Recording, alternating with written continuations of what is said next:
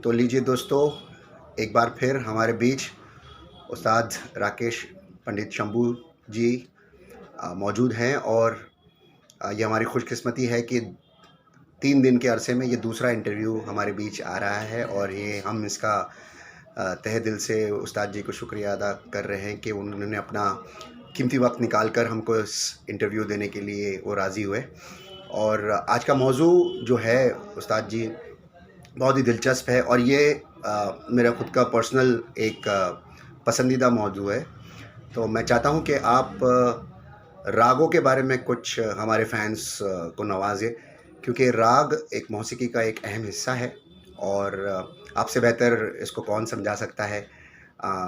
तो प्लीज़ आप राग के बारे में, उसके इतिहास के बारे में, उसके तारीख़ के बारे में, हिस्ट्री ऑफ राग, कहाँ से ये शुरुआत हुई और कैसे कैसे इस चीज़ का मौसीकी के अंदर आना हुआ। प्लीज़ उस्ताद जी ज़रा हमारे फैंस को इसके बारे में कुछ नवाजें। बिल्कुल। सभी चाहने वालों को मेरा सलाम, नमस्ते, सत श्री अकाल, सब कुछ। और सबसे पहले तो मैं आपका डॉक्टर साहब शुक्रगुज़ार हूँ कि आप मुझे बुला के इतने अच्छे मेरे इंटरव्यू बनाते हैं और लोगों तक पहुँचाते हैं। और शुक्रिया। हमारे जो प्यारी ऑडियंस है, जो संगीत कला प्रेमी हैं, संगीत के चाहने वाले लोग हैं, चाहे वो म्यूज़िशियंस हों या वो कोई चाहने वाले हों, तो बड़ा अच्छा लगता है कि मैं उन तक अपनी बात पहुंचा पाता हूं। और देखिए, अगर संगीत की, मौसीकी की अगर बात करें और इसकी हिस्ट्री की बात करें तो ये काफ़ी डीप और काफ़ी तवील हो जाएगा, यानी काफ़ी डिटेल में हो जाएगा। लेकिन मैं इन शॉर्ट कहना चाहता हूँ, बता रहा हूँ कि जब दुनिया बनी भी नहीं थी, तो जब अल्लाह, गॉड, भगवान, जिसने सृष्टि को, इस कुदरत को, कायनात को बनाया, तो जब उसने कहा कुन, या जैसे ओम के, तो वो हो जा और हो गई, तो दुनिया बन गई। जब दुनिया बनाई, दुनिया में ज़मीन आसमान सब कुछ बनाया, फिर भी बनाने के बाद उसको लगा कि और कुछ बनाना है, तो उसने इंसान को बनाया, सब कुछ बनाने। उसके बाद जब इंसान के अंदर जब रूह को फूंका, तो रूह अंदर दाखिल नहीं हो रही थी, रूह में नूर डाला, तब वो रूह उस पुतले के अंदर गई, आदम के।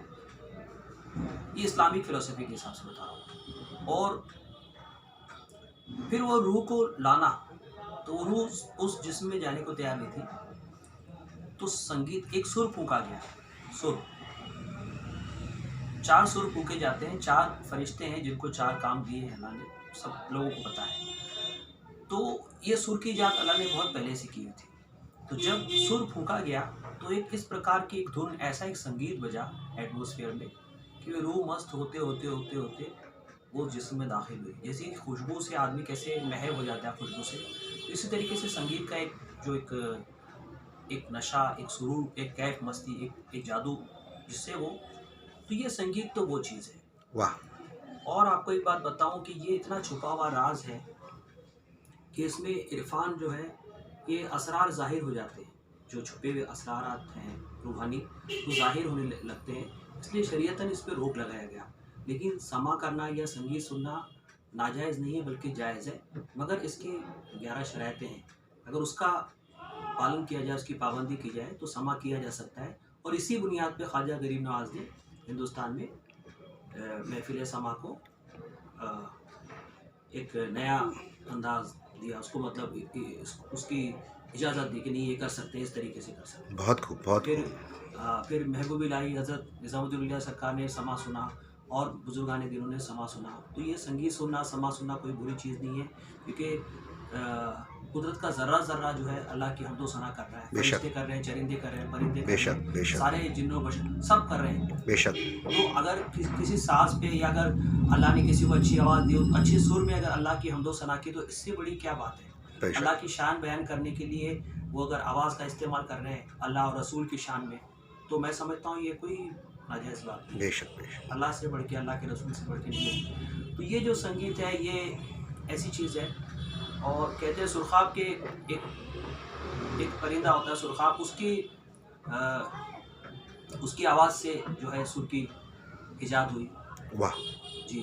और जैसे सनातन फिलॉसफी के अनुसार मुताबिक ये है कि शिव जी के डमरू से या कृष्ण जी की बांसुरी से वाह। या सरस्वती जी की वीणा से संगीत की उत्पत्ति हुई। वाह। तो ये है।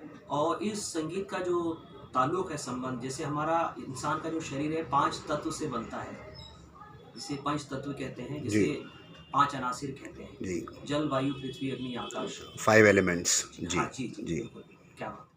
तो उस 5 एलिमेंट से बनता है और इन रागों का जो ताल्लुक है इन 5 एलिमेंट से भी है। तो जैसे आपको बताऊं, जैसे जल तत्व का राग जो है मेघ, राग मेघ मलार जब गाते हैं तो बिना मौसम भी बरसात हो सकती है। वाह। उसके कुछ सुर होते हैं, जब तक ये पर्टिकुलर सुर उसके सही आरोह अवरोह उसके राग के रूप के अनुसार जब तक कि नहीं उसका स्वर संचालन करते, तब तक वो असर उसमें पैदा नहीं होता। और कुछ उसमें इस तरह की तरंगें पैदा होती है जो जाकर के प्रकृति में, कुदरत में कुछ इस तरह के वाइब्रेशंस पैदा करती है, जिसके रिजल्ट के रूप में बरसात हो जाती है। तो इसका मतलब ये हुआ कि रागों का और सुरों का हमारे इर्द गिर्द जो हो रहा है उसका पर काफ़ी असर होता है। और जैसे हमारे जिस्म में जो चक्र होते हैं जी जी, उसके बारे में अगर आप कुछ बताएं आप। बिल्कुल बिल्कुल। पहले मैं 5 अनासिर के बारे में बता दूं। जी अभी जी एक अनासिर का बताया है, जी। जल, वायु। वायु तत्व का जो संबंध है वो हिंडौल राग से है, राग हिंडौल। तो जैसे अगर कोई झूला है, वो अगर आपने एक खाली जगह पे रखा हुआ है और वो एकदम हिल नहीं रहा है, अपनी जगह स्थिर है, और जब अगर आपने हिंडौल राग अगर अच्छा सीखा है या कोई अच्छा आदमी विद्वान सीखा हुआ जब गाता है, तो जब हिंडौल राग गाता है तो वो हवा चलने लगती है और वो झूला अपने आप झूलने लगता है। इसका मतलब है उसने वायु तत्व को आकर्षित किया, अट्रैक्ट किया। वाह। तो ये उसकी सिद्धि मानी जाती है, यानी उसमें वो कामयाब हुआ। वाह। तो कामयाब होने का नाम सिद्धि है। तो इसी तरह से पृथ्वी यानी जमीन, तो पृथ्वी तत्व का राग है श्री। अच्छा। तो श्री राग से जो है पृथ्वी पे एक आकर्षण, जैसे जिसको गुरुत्वाकर्षण कहता है, इस तरह का उसमें एक आकर्षण पैदा होता है। और जल, वायु, पृथ्वी, अग्नि तत्व का राग है दीपक। वाह। दीपक राग के बारे में तो काफ़ी इतिहास में भी और काफ़ी मशहूर है, चर्चित है ये बात, और काफ़ी लोकप्रिय है, प्रचलित है कि एक समय में तानसेन जी बादशाह अकबर के दरबार में गाते थे और उनके वहाँ के राज गायक थे, उनके 9 रत्नों में से एक रत्न थे। तो उनके जो गुरु थे स्वामी हरिदास जी, उनसे उन्होंने संगीत सीखा था, जो कि कृष्ण जी के भक्त थे। जब वो गाते थे तो कृष्ण जी का साक्षात्कार होता था। वाह। एक बार अकबर को भी उनके वजह से वो साक्षात्कार हुआ। वाह। और अकबर भी उनको बहुत इज्जत करते थे। तो खैर ये लंबी बात हो जाएगी। तो तानसेन जी को एक बार किसी ने अकबर बादशाह से कहा कि एक राग ऐसा भी होता है कि जिससे दिए जल जाते हैं, और ये तो बादशाह लोग तो थोड़ा सा ज़िद्दी भी होते हैं जी। तो उन्होंने कहा कि तानसेन जी आपको वो दीपक राग आता है क्या? उस राग का नाम दीपक था। कहा कि दीपक राग आपको आता है क्या जिससे दिए जल जाते? बोले हाँ हुजूर आता तो है। तो बोले फिर आप गाइए। बोले नहीं हुजूर, वो अगर मैं गाऊंगा वो गाना मना है। बोले क्यों? बोले इसलिए कि अगर वो मैं गाऊंगा तो मेरे पूरे जिस्म में छाले पड़ जाएंगे और मतलब मैं मर जाऊंगा। तो वो मैं ही जिंदा नहीं बचूंगा तो आपके दरबार में गाएगा कौन? और फिर मैं मर जाऊंगा तो मेरा मर जाना भी। तो उन्होंने कहा कि नहीं ये तो बात आपकी ठीक है। बोले हम इलाज कर लेंगे किसी तरह, आपको मरने नहीं देंगे, लेकिन आप वो गाइए। बेचारे क्या करते, ठीक है गाना पड़ा। जब गाए तो वो छाले, दिए तो जल गए मगर पूरे जिस्म में छाले पड़ गए और बहुत बीमार हो गए। तो फिर गुजरात में ताना रेरी नाम की 2 औरतें, 2 लड़कियां थी, कन्याएं। वो उनके पिता अच्छे गायक थे, उन्होंने उनको मेघला राग सिखाया था। तो जब वहाँ गए तो हकीम ने बताया कि ये वो राग जब सुनेंगे और जब वो बरसात होगी, जब उसमें वो नहाएंगे, तब वो उनके छाले ठीक हो जाएंगे। क्या बात है। यही उसका इलाज है। यानी राग का तोड़ दूसरा राग है। जी जी जी। जैसे आग को बुझाने के लिए पानी डाला जाता है। जी जी जी। आग में अगर घी डालेंगे तो वो तो और भड़केगी, लेकिन अगर आग में पानी डाल दिया तो वो आग बुझ जाती है। तो वो एक से एक, वो हमने बाजों पे बाजों को फजीलत दी जी। ये यहाँ पे ये। जी जी। तो फिर ये हुआ कि जब वहाँ पे गए और उन्होंने गाया तो वो बरसात हुई और फिर वो ठीक हुए। तो इस तरीके से ये जल, वायु, पृथ्वी, अग्नि और फिर बाद में बादशाह ने खुद कहा कि नहीं, ये राग नहीं गाना चाहिए और ये कोई भी राग ये गाता नहीं है और लोगों को मालूम भी है, ऐसा नहीं कि नहीं, लेकिन नहीं गाना चाहिए। अच्छा, अग्नि और आकाश, आकाश तत्व का राग है भैरव। जी। तो इस तरह से ये 5 राग हुए, 5 एलिमेंट्स से रिलेशन रखने वाले।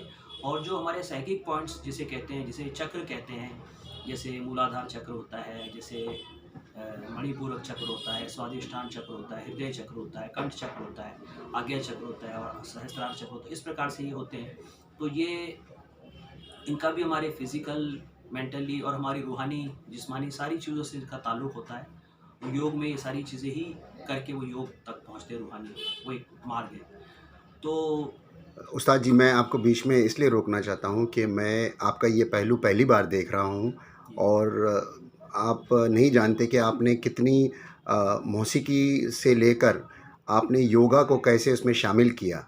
लोगों को मौसीकी म्यूज़िक एक अलग पहलू लगती है, योगा एक अलग पहलू है। आपने दोनों का कनेक्शन दिखाया और मुझको लगता है कि बहुत सारे फैन्स इस चीज़ को सुनकर काफ़ी नॉलेज हासिल करेंगे। तो आपका तहे दिल से शुक्रिया कि आपने इस चीज़ को, चक्र को आपने मेंशन किया और बहुत ही बेहतरीन तरीके से आपने किया है। मैं सिर्फ़ एक आपसे एक और सवाल पूछना चाहूँगा इस इंटरव्यू में कि ऐसे तो बहुत सारे राग हैं और माशाल्लाह आपकी रागों पर पकड़ भी बहुत बेहतरीन है, इसमें कोई दो राय नहीं है। लेकिन एक इंसान का एक अपना खुद का एक पसंदीदा राग होता है। जी, जी, जी। तो इंसान जो मतलब उसको उस राग में ख़ुद को बहुत ही अच्छा लगता है। तो आपका पसंदीदा राग ज़रा आप हमारे फैन्स को बताएँ तो उनको भी मज़ा आएगा सुनकर। और इसका आप अगर कोई कलाम या कोई थोड़े से